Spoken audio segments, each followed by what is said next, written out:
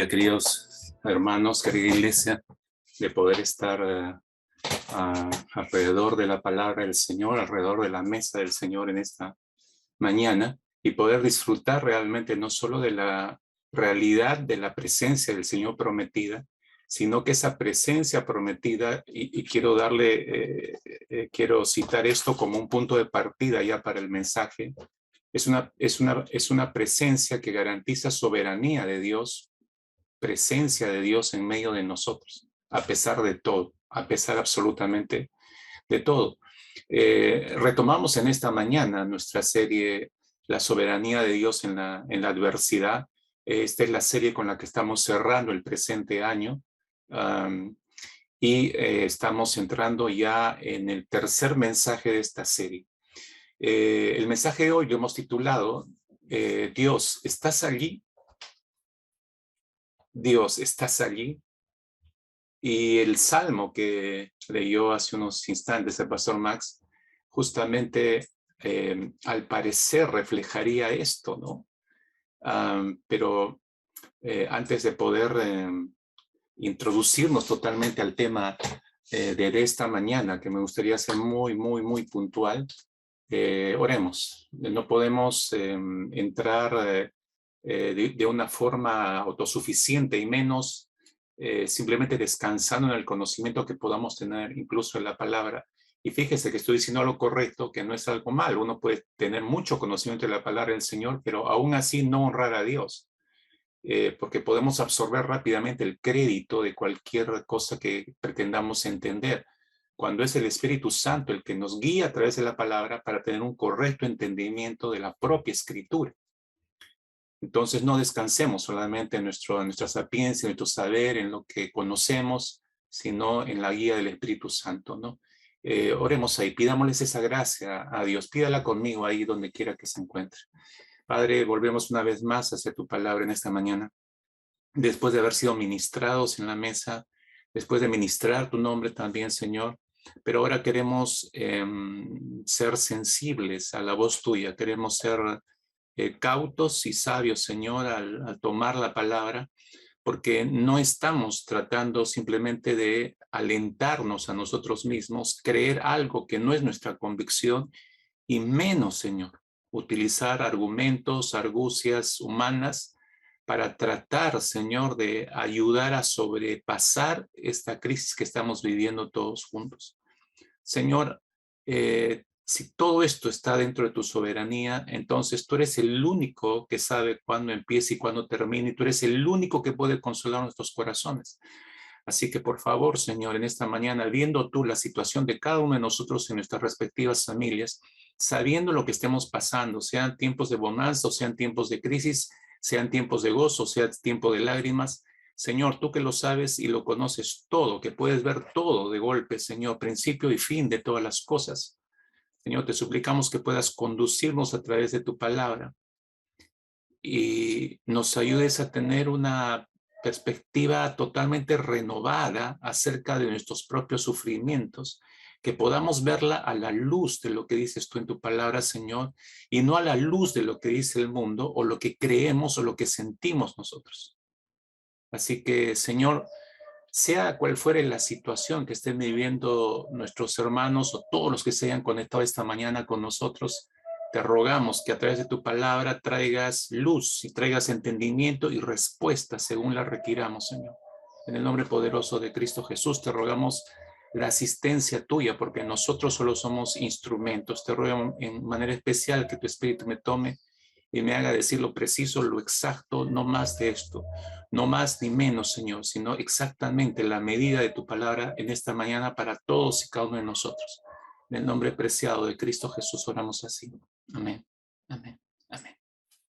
Usted tiene ahí el Salmo 22 abierto delante suyo, versículo 1 y 2, una vez más, leámoslo juntos, dice el salmista, y suena como un lamento, ¿no? Si usted se dará cuenta ahí, dice, Dios mío, ¿por qué me has abandonado?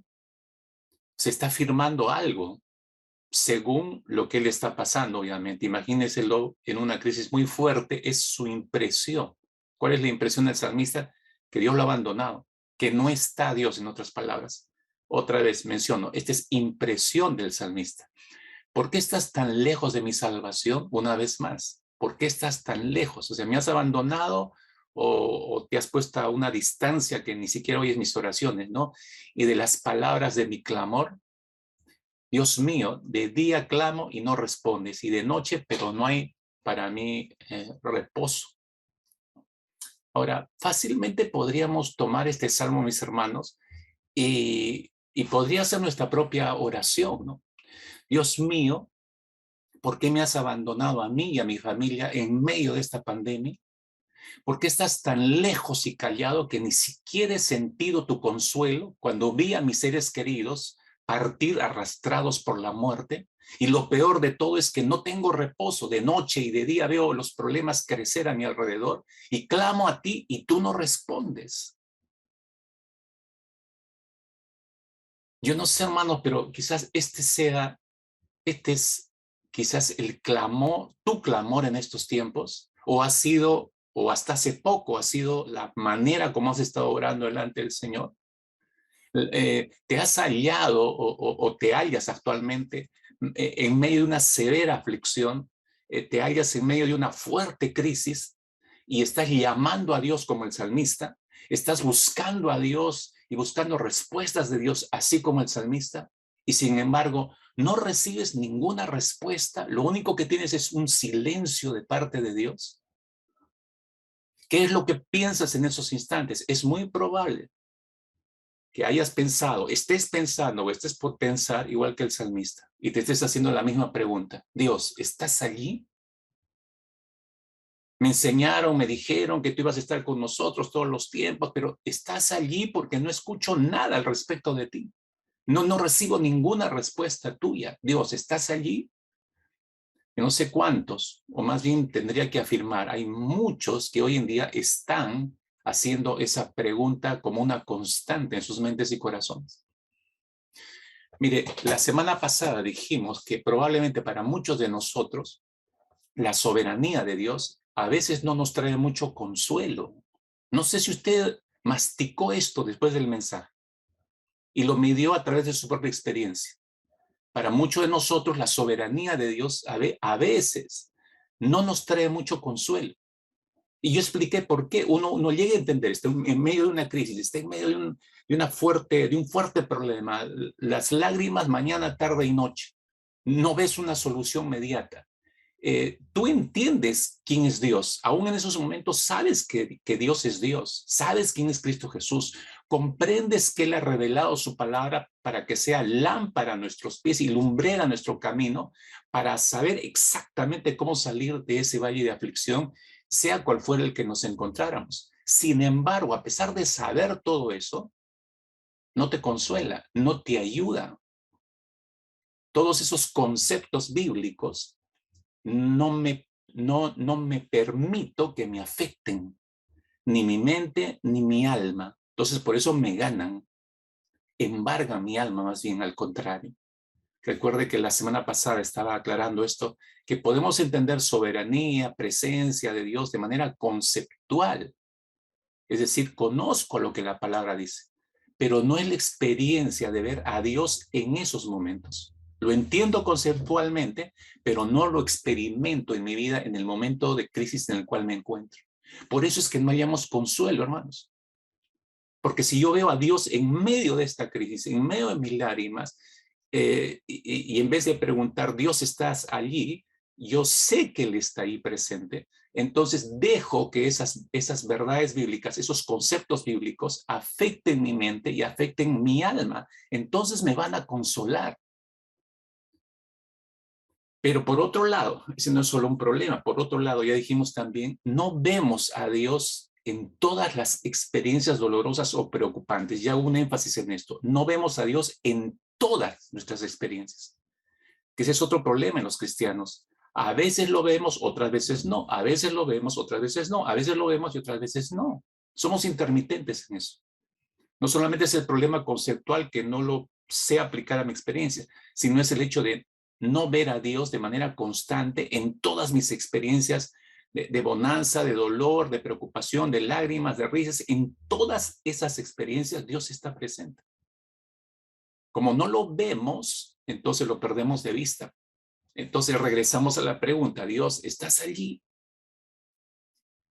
Si no fuera, mis hermanos, si no fuera así como les estoy mencionando, recuerdan que yo les dibujé una línea de tiempo de vida y dije, este es el extremo extremo, aquí parte nuestra vida y acá termina nuestra vida, Dios puede ver todo esto, nosotros no, solo vemos nuestros momentos presentes y sabemos de nuestro pasado, pero Dios lo ve todo. Pero entre el principio y el fin de nuestras vidas, en medio de todo eso, el Señor dijo que tendríamos aflicción, tendríamos sufrimiento, nos los garantizó.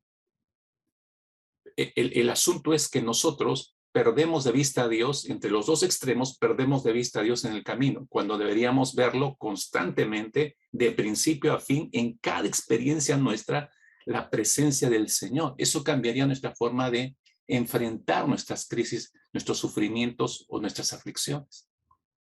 Miren, si no fuera así, mis hermanos, entonces estaba mal el salmista. Y por lo tanto, si lo que escribió el salmista o el resto de autores de la escritura no es cierto, entonces la escritura, la revelación escrita, no es verdad. Ahora, me refiero específicamente, voy a tomar un pasaje para que me entienda. El Salmo 34, versículo 15, es una tremenda porción bíblica para explicar esto. El salmista recibe la revelación de Dios en momento de crisis y miren lo que expresa en medio de la crisis. Salmo 34, versículo 15, búsquenlo en su Biblia. Dice el salmista, los ojos del Señor, está afirmando categóricamente, los ojos del Señor están sobre los justos. Y sus oídos, los de Dios, sus oídos atentos a su clamor, al clamor de sus hijos. Mire, ambos verbos, que usted puede subrayarlos ahí, el que los ojos del Señor están y sus oídos están atentos a su clamor, ambos verbos están en el hebreo en tiempo presente continuo. Eso significa que esas acciones de Dios, vuelvo a repetir, que está con los justos y sus oídos están atentos a su clamor, esas acciones permanentemente se dan, nunca cesan de parte de Dios. Y si nunca cesan, es que Él está ahí. Si eso no fuera cierto, mis hermanos, entonces toda la revelación escrita es una mentira. Nos quedaríamos sin piso absolutamente. Pero acá tenemos una tremenda verdad. Consoladora, animadora, fortalecedora. Dios está. Obviamente hay que aclarar esto. ¿Sobre quién están los ojos del Señor? Sobre los justos, no sobre cualquiera. Sobre los justos. Y sus oídos están atentos, por eso al clamor de quién, de los justos. Pero son acciones permanentes de parte de Dios que nos dan a entender o nos aclaran que Dios está presente, siempre está presente entre el principio y el fin de nuestras vidas. ¿Correcto? Ahora quiero ampliar todo esto para consuelo nuestro, ¿no? Porque a pesar de todos los años que usted tenga, no sé cuántos siguen el conflicto de que, ay, Señor, ¿estás? ¿Dónde estás? Te llamo, no me contestas. No siento al Señor, como nos suelen decir. Ya no siento al Señor como antes. Ya no veo al Señor como antes. Dios no me responde. ¿Es cierto eso, hermanos? Bueno, este salmo ya nos preanuncia en el tema que no es así. Pero cuando nosotros no conocemos estas verdades, entonces, y no las experimentamos, digamos, en nuestras propias vidas, ni vemos a Dios presente en todas las experiencias de nuestra vida. Entonces, obviamente, hermanos, vamos a caer en la pregunta, Dios, ¿estás allí?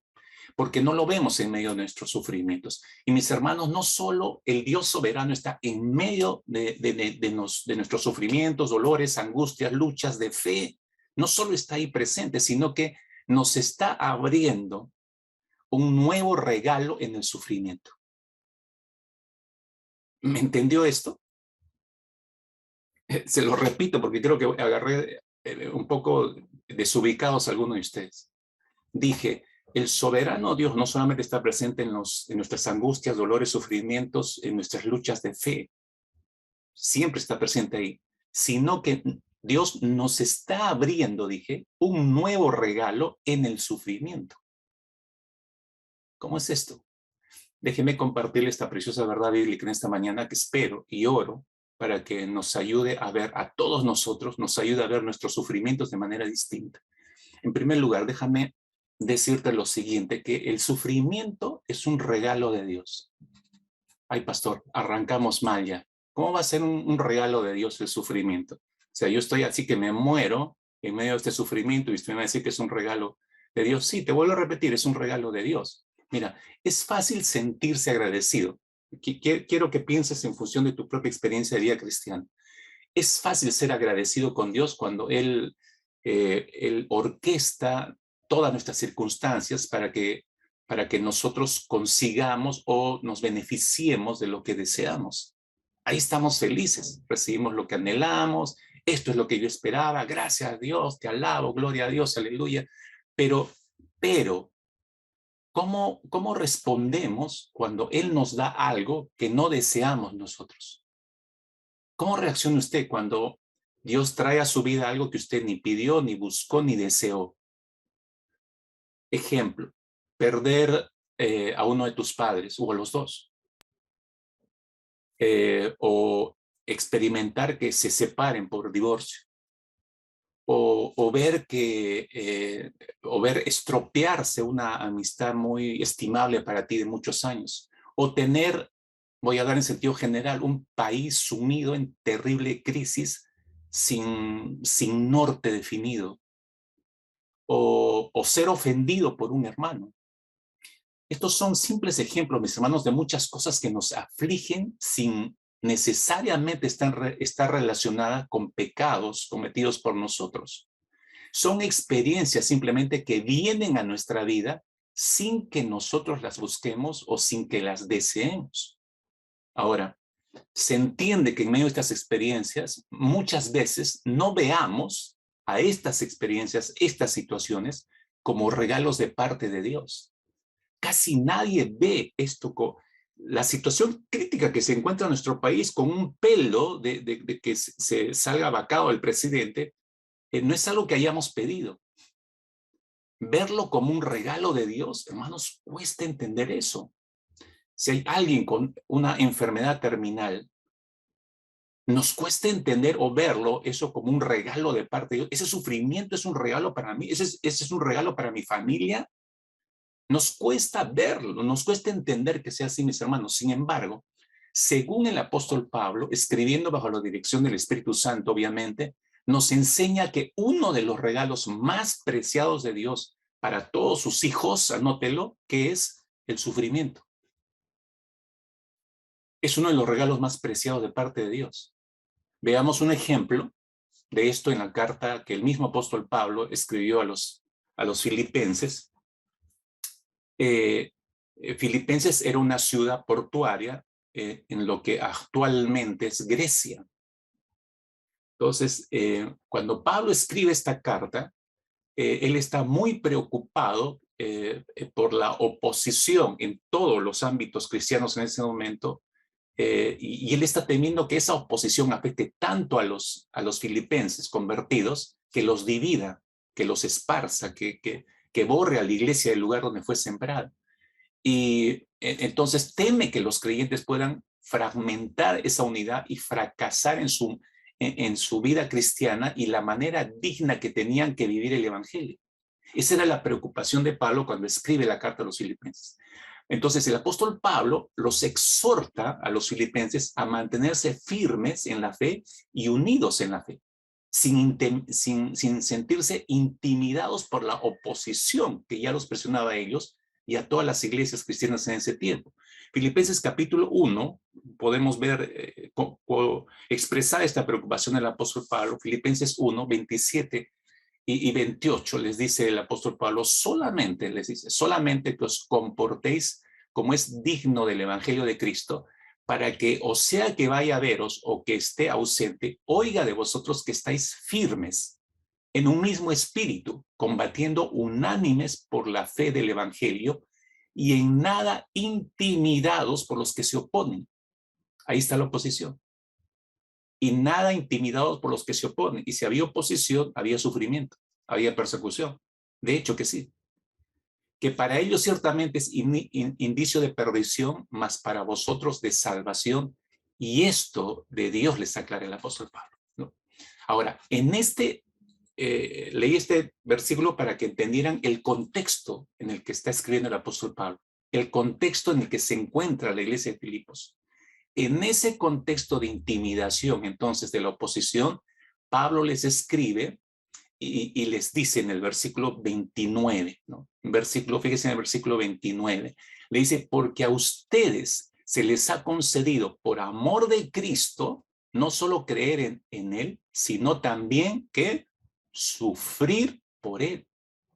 Ahí lo tienes. Se les ha concedido.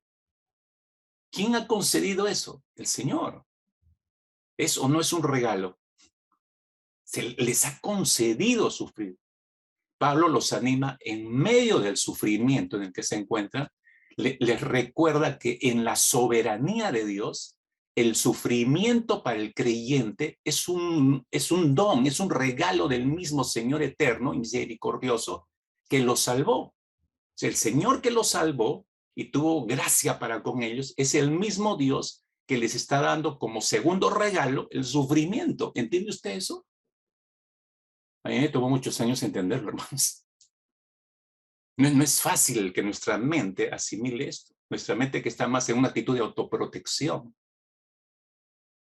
Pero fíjese, esta clase de sufrimiento es un regalo de la gracia de Dios. No estamos hablando de cualquier sufrimiento, hermano. Estamos hablando de sufrimiento por causa de la fe, específicamente acá. Yo sé que algunos están pensando sí, que yo estoy mal, tengo una enfermedad, tengo un cáncer terminal, qué sé yo, todos esos sufrimientos, ¿no? Mi familia está dividida, ¿no? Mi hermano no nos tolera, no nos toleramos con mi hermana y andamos peleando, estoy en juicio con uno de mis hermanos, etcétera, etcétera. Todos esos problemas no son problemas de fe, aunque algunos sí. Pero acá específicamente Pablo está hablando del sufrimiento por causa de la fe. No es un castigo divino por nuestros fracasos, ojo. Tampoco es únicamente una disciplina diseñada para enderezarnos y alertarnos sobre el pecado no arrepentido en nuestras vidas. Esta clase de sufrimiento del cual está hablando Pablo no es una casualidad que se cruzó en el camino de los filipenses o en nuestro camino, cuando Dios estaba ocupado en otros asuntos, es decir, se le fue de las manos al Señor. No, no, no. Esto está debidamente controlado, está otorgado por Dios. Aunque a veces nos cueste entenderlo, es una expresión. Este sufrimiento por causa de la fe es una expresión de bondad inmerecida de parte de Dios para con sus hijos.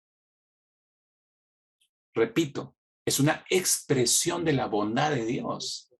Aunque esté en este instante sacándole chispas a su cerebro para aceptar esta verdad, pero es así, porque la Biblia nos los muestra. Acabo de leerle un texto donde Pablo está diciendo que se nos concede el sufrimiento.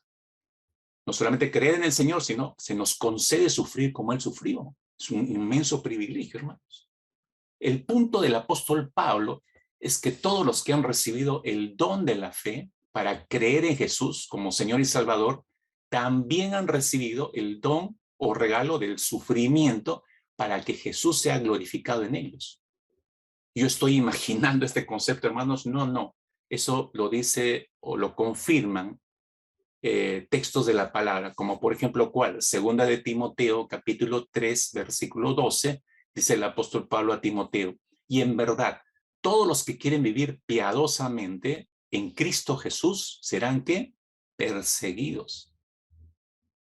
Ahora, nadie que es perseguido dice, yupi, qué feliz me siento. No, causa sufrimiento.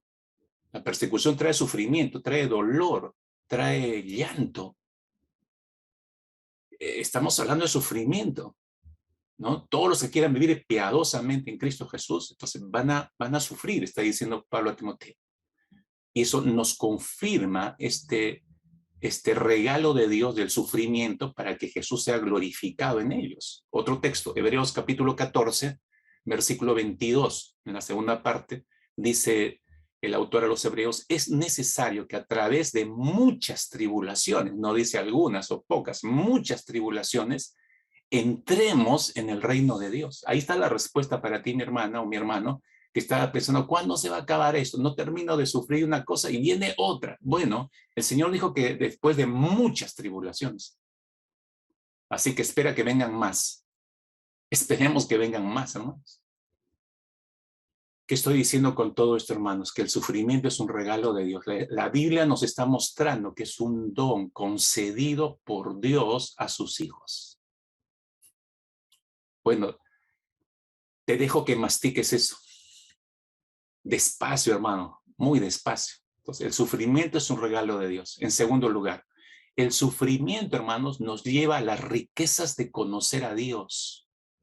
Fíjese qué tremendo regalo. Cuando tú abres este regalo y das gracias a Dios por este regalo, entonces, ¿qué descubres dentro de ese regalo? Las riquezas de conocer de Dios. Alguien dijo, mis hermanos, a los grandes privilegios espirituales los acompaña grandes dolores. ¿Escuchaste eso? A los grandes privilegios espirituales los acompañan grandes dolores. En las escrituras, mis hermanos, en la Biblia, está muy claro que este es el designio de Dios. Designio, o sea, planes de Dios. Y te lo compruebo en 2 Corintios, capítulo 12, versículo 7. 2 Corintios 12, 7, el apóstol Pablo dijo lo siguiente: y para que la grandeza de las revelaciones, de hecho que vas a acordarte de esto, ¿no? Para que la grandeza de las revelaciones no me exaltase desmedidamente, Pablo conocía mucho la palabra. Entonces dice, para que no me exaltase por ese conocimiento, entonces me ha dado un aguijón en mi carne, un mensajero de Satanás que me abofetee para que no me enaltezca sobremanera. Al inicio esto le costó asimilar al apóstol Pablo en tal medida que pidió que eso no ocurriera, que Dios lo librara de este sufrimiento, pero Dios le dijo, recuerdas, bástate mi gracia. Entonces, posteriormente, entendiendo esto, Pablo escribe, después de esta experiencia de entender la experiencia del sufrimiento, el propósito de Dios en medio del sufrimiento, el regalo de Dios que se le ha concedido, cuando él entiende esto, puede escribir lo que estamos leyendo. Esto es para que no me enaltezca, no me exalte desmedidamente. Lo entendió. ¿Usted está entendiendo su sufrimiento? Grandes privilegios, hermanos, grandes privilegios, grandes sufrimientos. Los designios de Dios así lo establecen. Así sucedió con el apóstol Pablo. La semana pasada estamos viendo algunos pasajes. Las 2 semanas pasadas estaba yo analizando parte de los fuertes sufrimientos que tuvo el apóstol Pablo. Y así como el apóstol Pablo, muchos otros creyentes sufrieron. Sin embargo, no todos tuvieron los mismos sufrimientos. Algunos tuvieron peores y otros peores aún. Pero ninguno de ellos se quejó. ¿Por qué? Porque todos entendieron que el sufrimiento nos lleva a las riquezas de conocer a Dios. Permíteme ampliar esto un poco más, porque esta verdad realmente es revolucionaria para poder enfrentar mejor nuestros sufrimientos. Quiero llevarte a analizar la experiencia ya no del apóstol Pablo, sino de personas no tan lejanas como Pablo, sino un poco más cercanas a nosotros, ¿no? Entre el siglo XVIII y XIX. Pensemos en la vida de aflicciones del gran John Bunyan. John Bunyan, escritor y predicador inglés del siglo XVIII, que fue precisamente la cúspide de todos sus sufrimientos, es que fue a parar a la cárcel por causa de su fe, por causa de lo que él creía acerca de Cristo Jesús. Fue encarcelado. En medio de ese sufrimiento, en esa experiencia de sufrimiento, John Bunyan pudo ver mejor a Dios y conocer mejor su gran salvación en la prisión, hermanos, en la prisión. ¿Y cuál fue el fruto de eso? El gran libro, El progreso del peregrino. ¿Dónde escribió El progreso del peregrino? En la cárcel. ¿Dónde entendió todo lo que encontramos, las riquezas acerca del andar cristiano, desde la salvación hasta ir al encuentro con el Señor en el reino de los cielos? ¿Dónde lo entendió a plenitud? En la cárcel, en medio del sufrimiento lo entendió John Bunyan. Ese es un ejemplo clásico. Otro ejemplo clásico podríamos ver los terribles sufrimientos de William Cowper.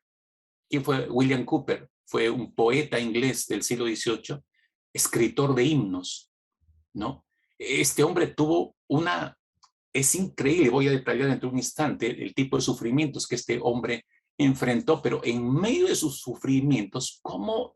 Yo aún sigo pensando en esto, mis hermanos, cómo Dios le reveló su palabra en tal medida que él pudiera vertir la teología, la transformó en himnos que hasta el día de hoy nos consuelan poderosamente en los momentos de sufrimiento. Dos grandes signos que este hombre, William Cowper, escribió. Hay una fuente llena de sangre, y el himno más conocido de él es Dios se mueve de manera misteriosa. Es un tremendo himno, hermanos, en cuanto a su letra, ¿no? Pero ¿en qué momentos escribió esos signos? En momentos severos de sufrimiento, hermanos. En momentos severos de sufrimiento. Un tercer ejemplo que podemos traer a la mente es el de David Brainerd, este misionero estadounidense que iba a las reservas indias en el siglo XIX. Un hombre que murió, ni siquiera llegó a los 30 años, muy joven murió, por proceso de tuberculosis muy severa. Pero usted lee el diario de David Brainerd y usted encuentra, está bañado de descripciones de sufrimientos severos que tuvo David Brainerd. Pero ese diario ha movilizado a más misioneros que ninguna otra obra similar. Ha servido de inspiración a miles, hasta el día de hoy sigue sirviendo de inspiración a miles de misioneros. Hermanos, para escribir, le estoy dando 3 ejemplos de 3 hombres con severos sufrimientos, pero que entendieron el propósito de ese sufrimiento, descubrieron a Dios en medio de ese sufrimiento, entendieron que era un regalo para sus vidas y vivieron de acuerdo a ese regalo. Para escribir lo que estos hombres escribieron en medio de sus sufrimientos, tuvieron que tener sorprendentes encuentros con Dios. En medio de sus sufrimientos, tener profundidad de comunión con Dios. A través de sus tormentosos sufrimientos, tuvieron intimidad profunda con Dios. Esos sufrimientos los llevaron a buscar con mayor vehemencia a Dios, y esa búsqueda dio tremendos frutos, hermanos, como acabo de describirles. El horno de sufrimiento, hermanos, produjo que esos hombres, el horno de sufrimiento, produjo que esos hombres conocieran mejor a Dios. Descubrieron a través del sufrimiento que Dios obra de maneras misteriosas pero maravillosas, siempre para el bien de sus hijos. Y eso los llevó a adorar mejor a Dios. Eso los llevó a compartir al mundo cristiano una nueva manera de ver el sufrimiento. Entonces, ¿por qué le estoy describiendo todo esto? Porque el sufrimiento nos lleva a las riquezas de conocer a Dios. Bunyan pudo conocer mucho mejor en una prisión, en medio del sufrimiento pudo conocer mejor a Dios y su plan salvífico. David Brainerd pudo conocer en medio del sufrimiento de la tuberculosis, viajando de reserva en reserva india, predicando el evangelio, pudo conocer mejor la gracia de Dios, la misericordia de Dios, y confió en esa gracia y en esa misericordia de Dios y produjo un diario que sigue bendiciendo a miles en el campo misionero. Cowper escribió tremendos himnos en medio de severos sufrimientos para que esos himnos sirvieran de consolación por todas las generaciones. En el fruto de estas aflicciones, mis hermanos, se esconde una cierta ironía. Escuche esto. En medio de estos sufrimientos de estos hombres, hay cierta ironía. Le explico. El encierro en la cárcel de Juan Bunyan le enseñó a Juan Bunyan la senda del peregrino hacia la libertad cristiana, y eso escribió en su libro, ¿no? Le enseñó la senda del peregrino hacia la libertad cristiana. Digo ironía porque él estaba preso, pero él entendió mejor que nadie la libertad cristiana. No sé si me está entendiendo, eso es una ironía. La enfermedad mental de William Cowper, y acá le doy un dato adicional de este escritor de himnos. Este hombre tenía como 3 intentos de suicidio. En esta vida desesperada es que busca ayuda psiquiátrica y va a un centro psiquiátrico para ser ayudado. Un médico que lo empezó a tratar, que era creyente, le habla de Cristo. Y un día en la misma clínica encuentra al lado de su cama una Biblia. Yo creo que fue este médico el que se la puso adrede ahí. Entonces William Cowper tiene su primer encuentro con Cristo a través de la palabra en ese lugar de recuperación mental. Ahora, escúchenme. William Cooper nunca pudo sanar completamente de todo un problema mental que tenía, que lo llevaba a constantes estados severos de depresión severas, hermanos.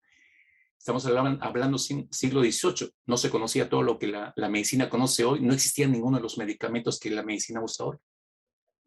Imagina el sufrimiento, que va, ni siquiera usted puede imaginar el sufrimiento de este hombre, ni yo lo puedo imaginar. ¿Cómo es posible que la mente de este hombre, atormentado con las depresiones, pudiera escribir tremendos himnos? Eso es una ironía, hermanos. El ardiente sufrimiento de David Brainerd con su tuberculosis a cuestas, en medio del aislamiento en estos viajes, explotó de una manera increíble o fue vertido en un diario inspiracional para las misiones globales. Eso es una ironía. Ni siquiera Brainerd se imaginó que iba a resultar su diario de manera inspiracional para miles de misioneros. Hermanos, voy a decir algo que vale la pena que lo anote. La ironía y la desproporción son formas de actuar de Dios o son herramientas de Dios. La ironía y la desproporción. Bueno, eso lo vemos en las Escrituras. Dios nos mantiene fuera de equilibrio con sus conexiones impredecibles. Nosotros creemos, hermanos, que creemos saber, mejor dicho, cómo se hace algo grande y Dios lo hace pequeño. Pensamos que todo lo que tenemos es débil y pequeño y Dios lo hace grande. Por eso dice la Escritura que Dios toma lo más vil y despreciado para avergonzar a los poderosos. Mire, le pongo ejemplos bíblicos esto. Si no, recuerde nada más a Sara, la esposa de Abraham. ¿Recuerda a Sara? La mujer estéril que da a luz al hijo de la promesa en medio de su ancianidad. Dígame si no hay una ironía y hay desproporción en todo eso, hermanos. ¿Recuerdan los 300 hombres de Gedeón? Gedeón con 300 hombres derrota a 100,000 madianitas. Ningún estratega militar que tenga 2 dedos de frente se atrevería a ir a luchar con 300 hombres para enfrentar a 100,000 soldados. Eso es un suicidio, hermanos. Dígame si ahí no hay desproporción. Una onda en la mano de un joven niño pastor derrumba a un gigante llamado Goliat. ¿Se acuerdan? Una mujer virgen concibe al Hijo de Dios. Los 5 panes de un muchachito alimentan a miles de personas. Un atropello, hermanos, un atropello de la justicia, una humillante conveniencia política y una tortura criminal sobre una horrible cruz se convierten en el fundamento de la salvación para el mundo cristiano hoy. Dígame si no son contradicciones desproporcionadas. Todo esto para el mundo, hermanos. Todos estos ejemplos que le he dado para el mundo que no conoce a Dios es desproporcional, es locura, es la sin razón. Pero para nosotros que conocemos a Dios, que conocemos su palabra, es el actuar natural del soberano Dios. Así actúa Dios. La ironía y la desproporción son formas de actuar de Dios. Así actúa el Señor. Le quita al hombre todo aquello de lo que puede alardear el ser humano. ¿Se ha dado cuenta? De manera que toda la gloria siempre recaiga sobre Dios. Que siempre recaiga sobre el Señor. Recuerda lo que dijo el apóstol Pablo, aclarándonos esto en su carta a los Corintios, primera carta a los Corintios, capítulo 1, versículo 26. Hacia adelante, Pablo dijo, pues mirad, hermanos, les dijo a los corintios, vuestra vocación, que no sois muchos sabios según la carne, ni muchos poderosos, ni muchos nobles, sino que lo necio del mundo escogió Dios para avergonzar a los sabios. Y lo débil del mundo escogió Dios para avergonzar a lo fuerte. Y lo vil del mundo y lo menospreciado escogió Dios, y lo que no es para deshacer lo que es, a fin de que nadie se jacte en su presencia. Para que, como está escrito, el que se gloríese en el Señor. Tremendo, ¿no? Por consiguiente, mis hermanos, no es sorprendente, no es de sorprenderse en todo caso el sufrimiento. Mira cómo lo expresa el apóstol Pablo, ¿no? O el apóstol Pedro en su primer carta, 1 Pedro 4:12, dice, amados, no os sorprendáis. del fuego de prueba que os ha sobrevenido, como si alguna cosa extraña os aconteciese. ¿Por qué se sorprenden? Este es un regalo de parte de Dios. Sabe, Él dijo que iba a venir, que lo tendríamos en nuestras vidas. Entonces, ¿por qué se sorprenden? Enfréntenlo, recíbanlo como, como para dar gloria al Señor, ¿no? ¿No? Entonces, Pedro está diciendo, no, no es de sorprenderse que el sufrimiento encaje dentro de los designios de Dios, de manera que a veces nos dejan a nosotros desconcertados porque nos está probando al máximo, pero está dentro de los designios de Dios, dentro de los planes de Dios, no está fuera del control de Dios. Ese mismo desconcierto, mis hermanos, esa prueba forman parte de sus designios. Los desconciertos en los que nos encontramos cuando estamos en estos momentos eh, son la prueba de que estamos dentro de los designios de Dios. Dice el apóstol Santiago, capítulo 1, versículo 2, hacia adelante, hermanos míos, dice, tened por eso por sumo gozo cuando os halléis en diversas pruebas, sufrimiento, sabiendo que la prueba, sufrimiento, de vuestra fe produce paciencia. Eso es propósito, eso es sufrimiento con propósito, hermanos. Mas tenga la paciencia su obra completa, lo que decía hace un instante. No es que vamos a sufrir una vez y ya estamos pulidos y se acabó. No, seguirá habiendo experiencias de sufrimiento. ¿Por qué? Mas tenga la paciencia su obra completa para que seáis perfectos o maduros y cabales sin que os falte cosa alguna. Es parte del proceso para la maduración, mis hermanos. Entonces, ¿le quedó claro? El sufrimiento es un regalo de Dios. El sufrimiento nos lleva a las riquezas de conocer a Dios, entender por qué en sus designios está utilizando el sufrimiento con nuestras vidas, como lo está haciendo. Pero en tercer lugar, el sufrimiento turba la mente de los que no conocen a Dios. Sí, hermanos. Son muchos los que tropiezan con la palabra designios o planes de Dios o soberanía de Dios. Si no la quieren ni escuchar o no existe para algunos o es negada por muchos. Estas personas que evidentemente no tienen una relación con Dios se preguntan, algunas de estas personas se preguntan, ¿acaso el sufrimiento puede formar parte de los designios soberanos de Dios? Se preguntan, supervisa y gobierna Dios los asuntos del mundo de tal manera que podemos hablar nosotros del sufrimiento como voluntad de Dios y parte de sus planes, o más bien Dios gobierna al mundo como un jugador de ajedrez que no decide cuáles son las movidas de su contrincante, pero siempre las puede controlar y convertir en bien todo eso. Planifica Dios el lugar del sufrimiento en la vida de sus hijos con unos fines buenos, o siempre se halla en la posición del que permite el dolor, pero sin ningún propósito. Son preguntas, hermanos, que el mundo hace hoy en día. Algunas mentes liberales dicen por su lado, yo creo que la voluntad de Dios, dicen estos liberales, yo creo que la voluntad de Dios para sus hijos nunca es que sientan dolor y sufran. Por eso existe hasta iglesias, no para de sufrir. Dicen estas mentes liberales, no puedo pensar que sea la voluntad de Dios que un conductor bajo la influencia del alcohol atropelle a alguien sin un propósito. O que una madre joven muera de leucemia sin ningún propósito.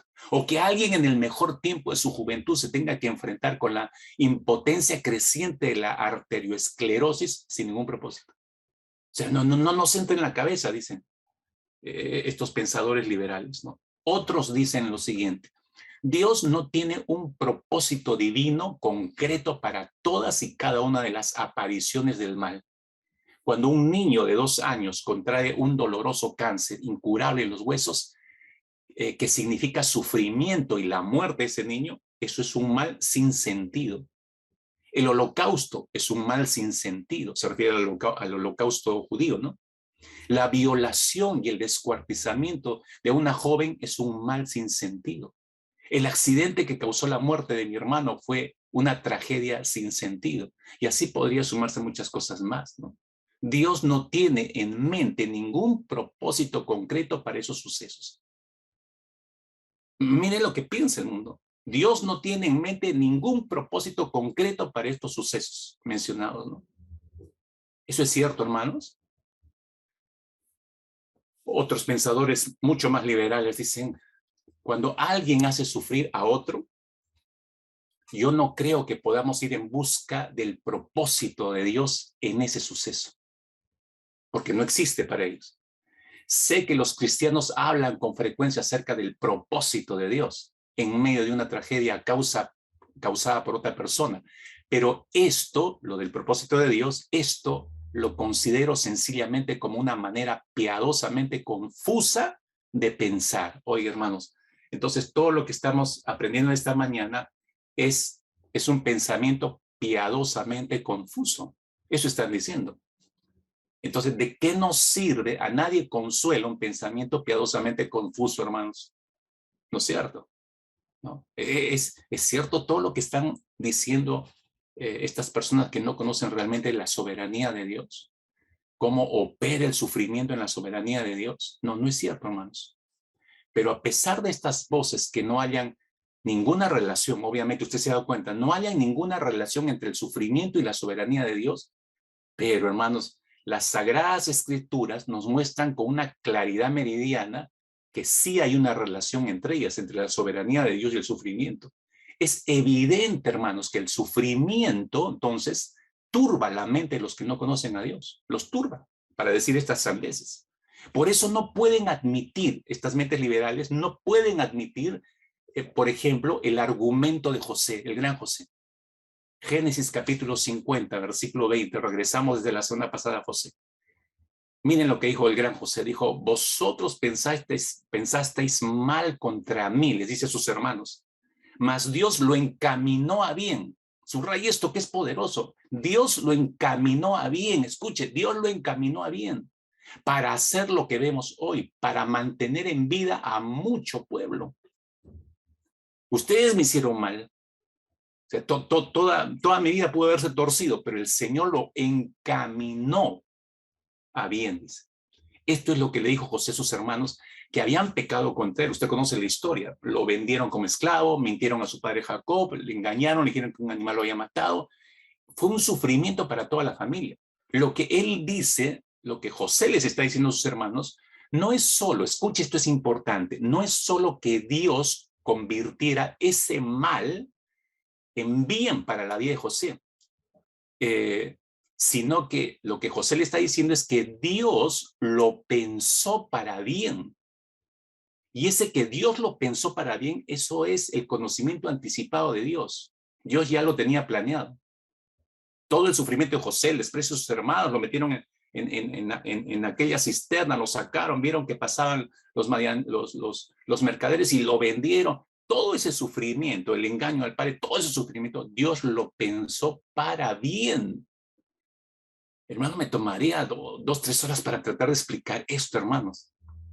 Pero me deja maravillado el hecho que Dios piense algo que nosotros podemos estar pasando y sufriendo y creemos que es para mal de nosotros, entender que Dios ya lo pensó para bien. Por eso es que si Él lo pensó para bien, entonces puede transformarlo para nuestro bien. Todas las cosas ayudan a bien a los que aman al Señor.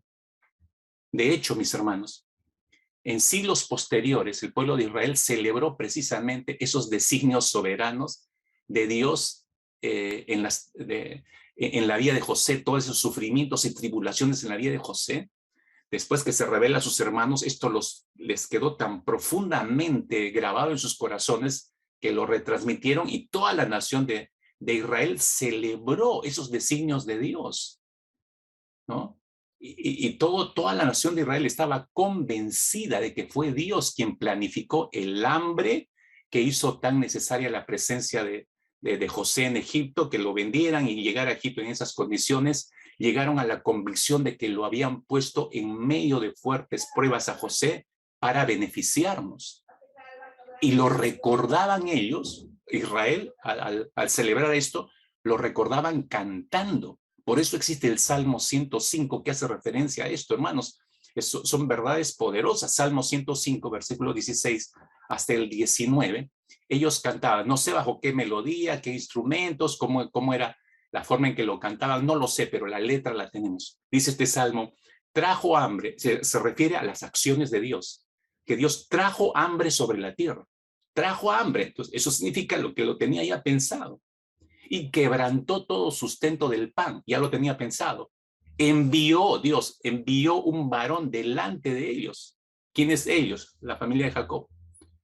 Todo el pueblo de Israel delante de ellos. Envió un varón delante de ellos, se refiere a José. A José, para que no quepa ninguna duda que se refiere a él, ¿no? Dice a José que fue vendido por siervo.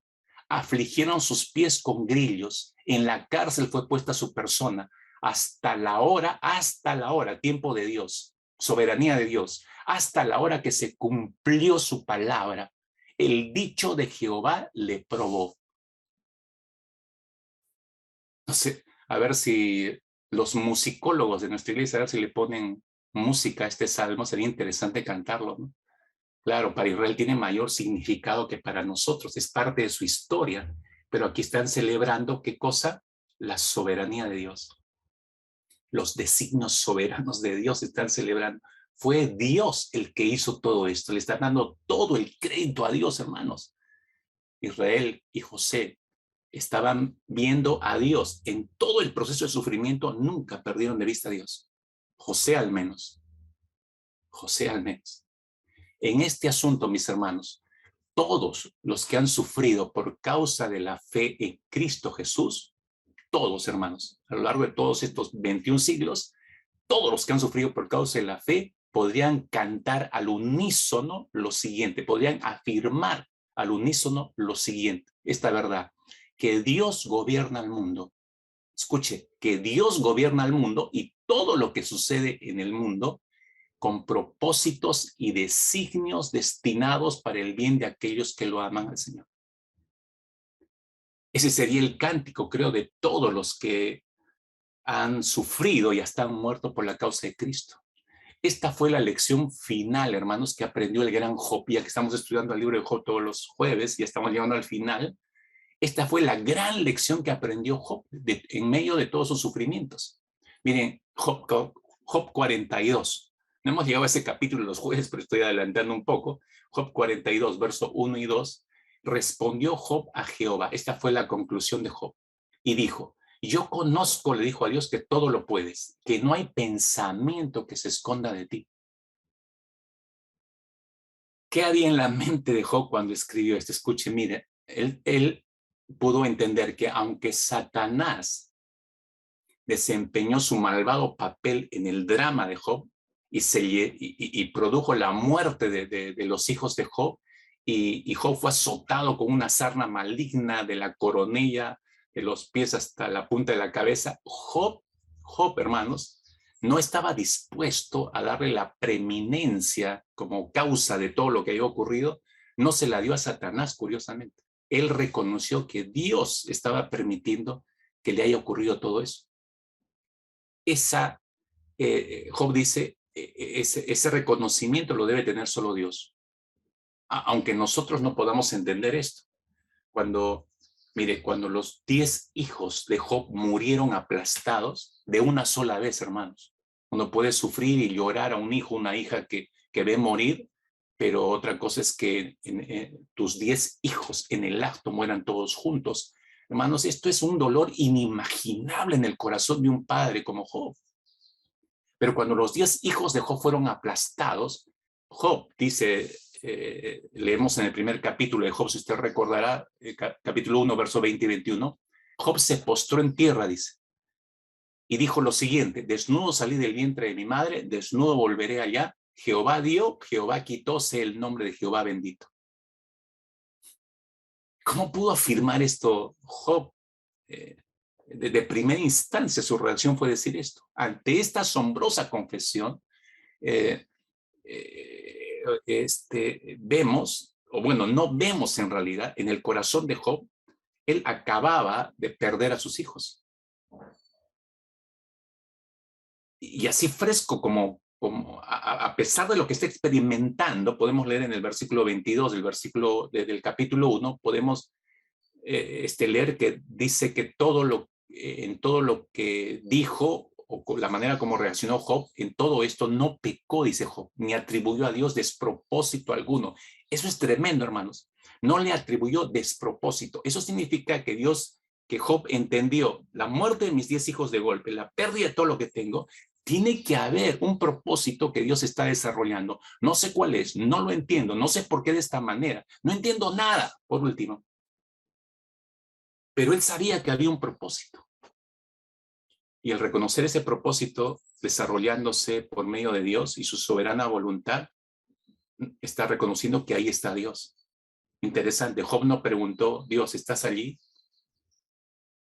No, él sabía que estaba ahí.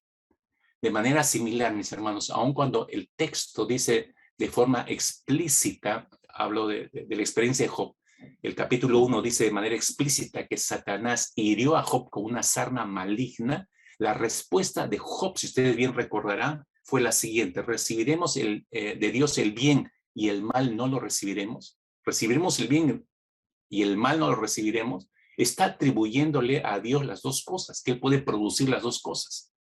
Una vez más, la Escritura nos dice que en esta expresión de Job, en todo esto no pecó Job con sus labios. Entonces todo lo que estaba diciendo era preciso y correcto. Este es el mensaje uniforme de la Biblia, hermanos, si no se ha dado cuenta. Tanto si hablamos del sufrimiento que procede de las enfermedades, como el procedimiento de las calamidades o de las persecuciones que también traen sufrimiento a nuestras vidas, creo que podemos decir tranquilamente lo que dijo el apóstol Pablo cuando escribe su carta a los Efesios, ahí en el capítulo 1, versículo 11. ¿Qué dijo Pablo? Que Dios hace todas las cosas según el designio de su voluntad. No sé si deba esto anotarlo, transformarlo en un cartel, colocarlo en un lugar visible ahí en su oficina, en su dormitorio, no lo sé. Dios hace todas las cosas según el designio de su voluntad. Todo lo que usted y yo podamos estar pasando en estos tiempos es el designio de la voluntad de Dios, hermanos. Así no lo entendamos o lo aceptemos, porque no se trata si lo acepto o no lo acepto. El no aceptar los designios de Dios me causa mayor sufrimiento, obviamente. Me abisma hacia el sufrimiento, más todavía.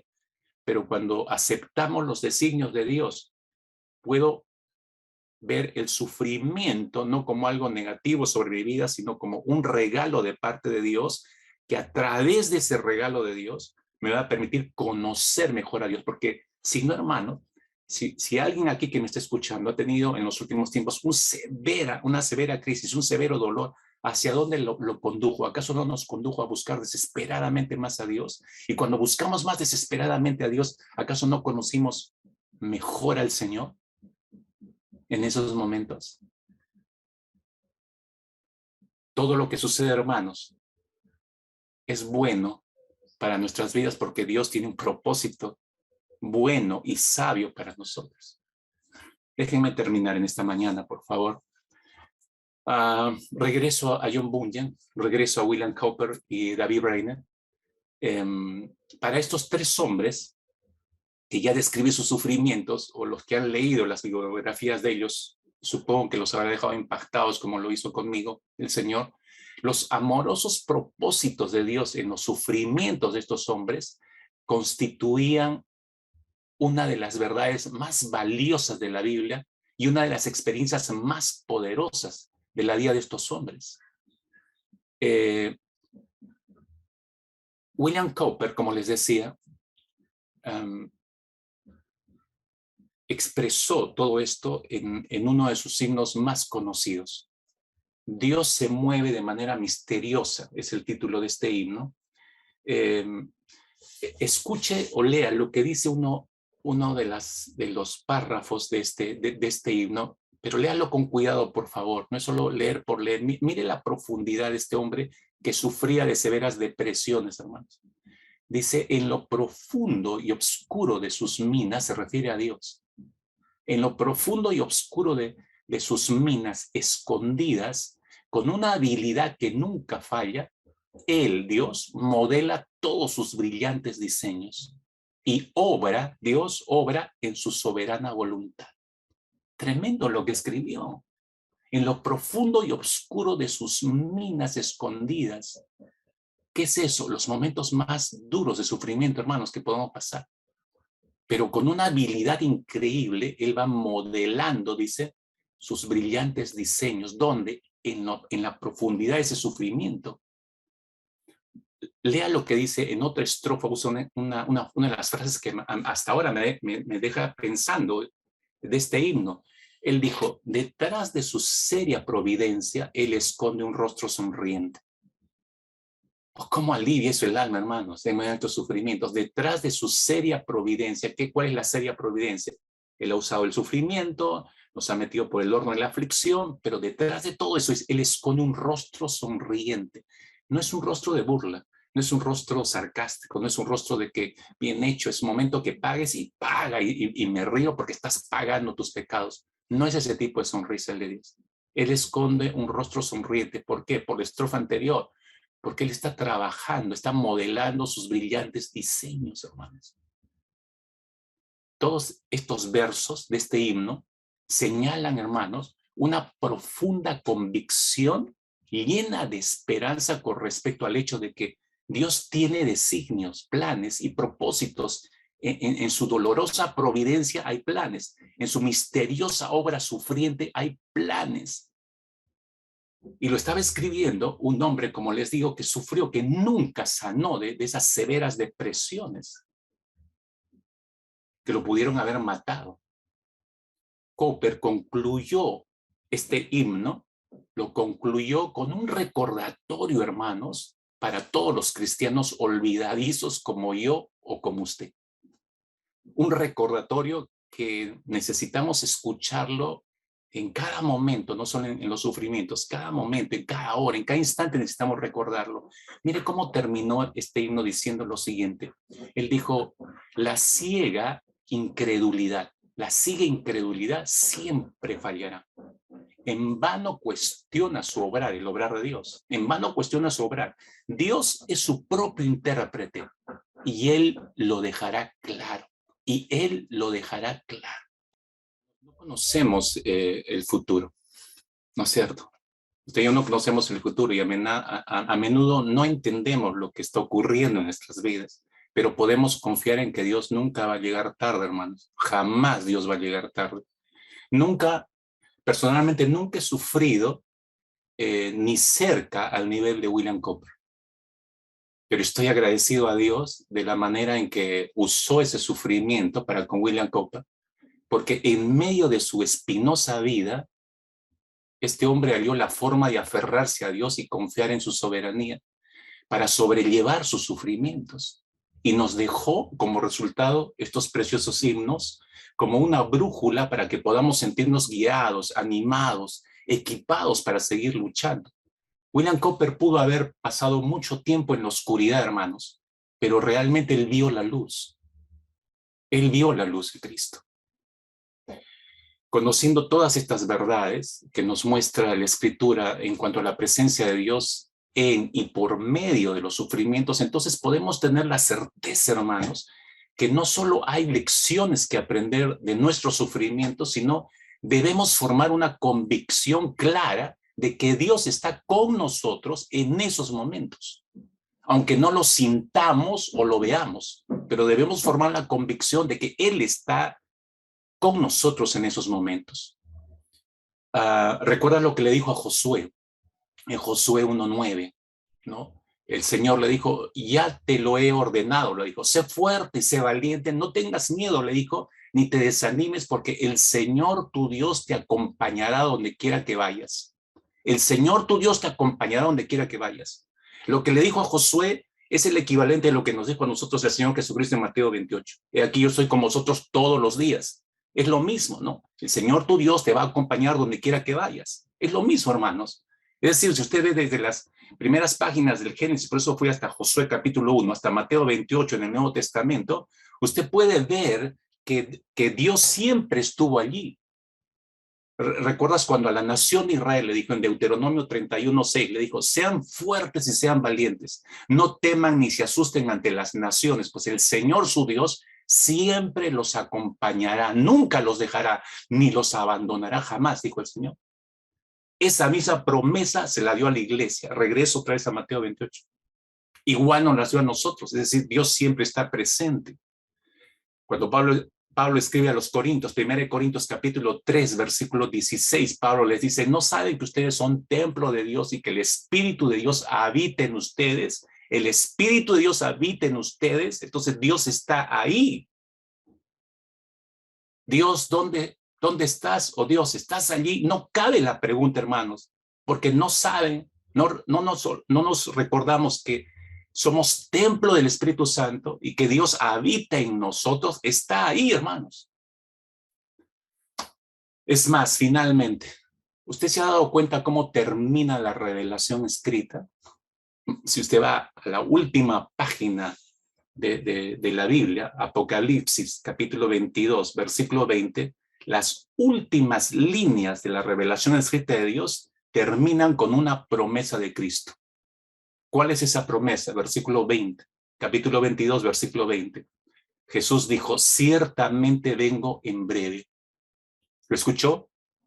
Usted que está sufriendo, usted que no tiene respuestas, usted que no haya consuelo, ciertamente vengo en breve, dijo el Señor Jesucristo. En otras palabras, voy a parafrasear esto. Jesús está diciendo, tú no me ves ahora, no me ves, pero yo estoy allí. En toda experiencia que vivas, yo estoy allí. Y porque siempre estoy allí presente, es que un día vendré. Y allí sí me verás. Y sabrás que siempre estuve allí presente contigo. Para todos los que le falta consuelo en esta mañana, para todos los que están sufriendo, mira, cree en esta hermosa verdad de Dios. No te quejes del sufrimiento, empieza a observarla como un regalo de Dios que te lleva a un mejor conocimiento de Él. Oremos, por favor, ahí, oremos. Todos los que han estado faltos de consuelo en los últimos tiempos, hermanos, de verdad lo digo, todos los que están faltos de consuelo, que no les ha llenado nada hasta aquí, yo espero que todo lo que hemos visto en la palabra en esta mañana te haya ayudado a comprender, no solo que yo podría decirte, hey, hermano, hermana, ánimo, ve por encima de tu sufrimiento, pero son mis palabras, no he querido hacer eso. Te he descrito a lo largo de estos 50 minutos aproximadamente, te he llevado a ver la palabra, lo que dice Dios y cómo Él trabaja a través del sufrimiento. Con eso en mente, ora conmigo ahí. Dile, Señor, gracias por tu consuelo. Dile así, gracias por tu consuelo. Gracias por tu palabra revelada. Gracias en esta mañana porque puedo ver mis propios sufrimientos, mis propias crisis, mis propios dolores, mis propias lágrimas. Las puedo ver de forma diferente, Señor. Aunque me cueste decirlo en esta mañana, dile, gracias por ese regalo. Gracias por el regalo del sufrimiento, Señor. Muchas gracias. Porque me empuja a buscarte más. Y si te busco más, te conoceré mejor y te entenderé mejor, Señor. Entonces, gracias. Gracias, Señor, por el regalo del sufrimiento sobre nuestras vidas. En el nombre de Cristo Jesús, enséñanos, Señor, a manejar mejor nuestros momentos de crisis, de dolor y de sufrimiento. Ayuda a cada uno de mis hermanos y mis hermanas, Padre amado, en medio de estas experiencias.